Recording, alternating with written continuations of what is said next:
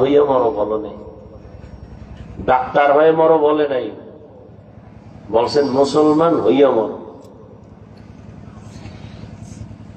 ইয়া আইয়ুহাল্লাযীনা আমানুত্তাকুল্লাহা ওয়াকুলু কাওলান সাদীদা।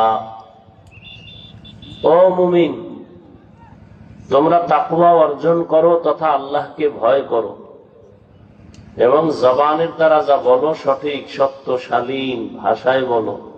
লাভ বলো দুইটা লাভ। প্রথম লাভ হলো ইউসলিহ লাকুম আমালাকুম, তোমাদের জীবনের ত্রুটি যুক্ত আমলকে ত্রুটি মুক্ত করে আমি আল্লাহ কবুল করে নিব।